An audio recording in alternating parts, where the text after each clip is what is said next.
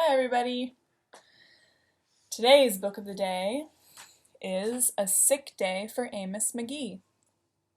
This book is written by Philip C. Stead and illustrated by Erin Stead. Did you know that some books win awards because so many people like them? This book is one of those books. It has won a medal, the Caldecott Medal, because so many people enjoyed reading it. Now let's see what it is. A Sick Day for Amos McGee. Amos McGee was an early riser. Every morning when the alarm clock clanged, he swung his legs out of bed and swapped his pajamas for a fresh pressed uniform.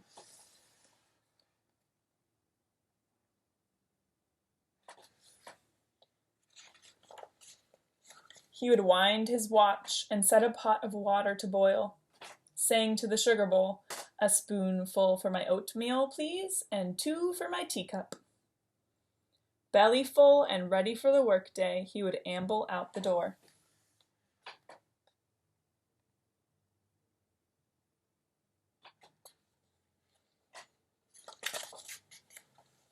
Every day, Amos waited for the number 5 bus. "Next stop, City Zoo," the bus driver would call. "6 a.m., right on time," he'd reply. Amos had a lot to do at the zoo, but he always made time to visit his good friends.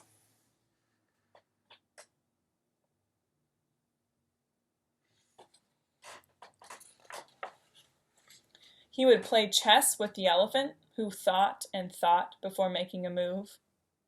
Run races with the tortoise, who never ever lost. Hooray!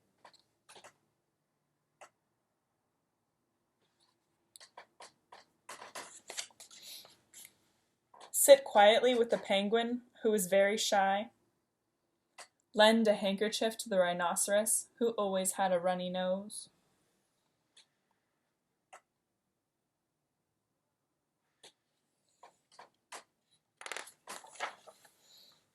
And at sunset, read stories to the owl, who was afraid of the dark. One day, Amos awoke with the sniffles and the sneezes and the chills. He swung his achy legs out of bed, curled them back again, and said, "Ugh, I don't think I'll be going to work today."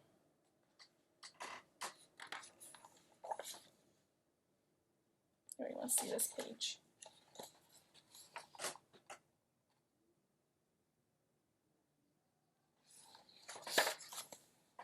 Meanwhile, at the zoo, the animals waited for their friend. The elephant arranged his ponds and polished his castles.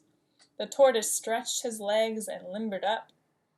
The penguin sat patiently all by himself. The rhinoceros worried about his allergies and thought they were worsening. The owl perched atop a tall stack of storybooks, scratching his head with concern. "Where's Amos?" the animals wondered.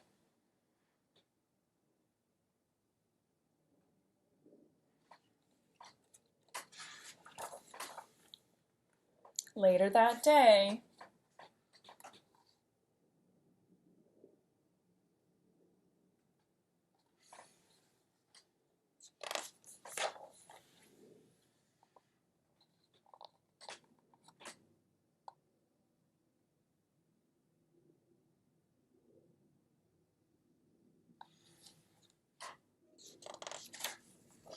where are they going?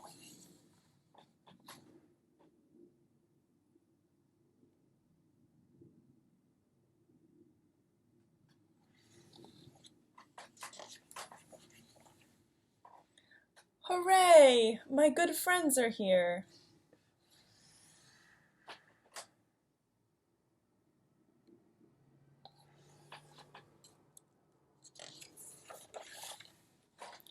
The elephant prepared a game of chess. Amos thought and thought before making a move. "I'm too tired for races today," said Amos to the tortoise. "Let's play hide and seek instead." The tortoise hid inside his shell, and Amos hid beneath the covers.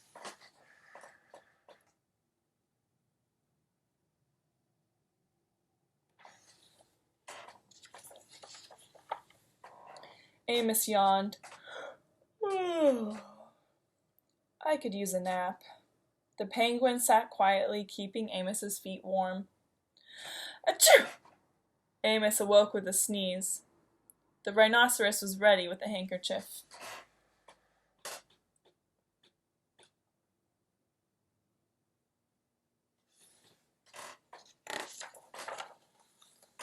I'm beginning to feel much better, said Amos. Thank you.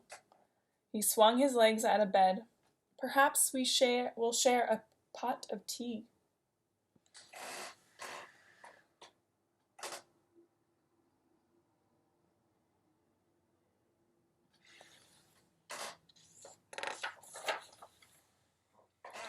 Amos wound his alarm clock.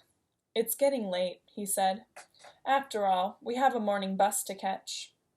So Amos said good night to the elephant, and good night to the tortoise, and good night to the penguin, and good night to the rhinoceros, and good night to the owl, who, knowing that Amos was afraid of the dark, read a story aloud before turning out the light.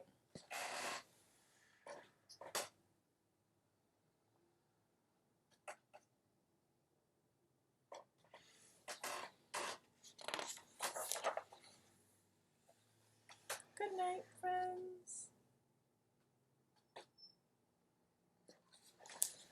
This story kind of reminded me of what we're all doing right now, which is staying home, but I feel really lucky that our friends get to visit us in our homes. Not like in person, like in the book, but over the internet.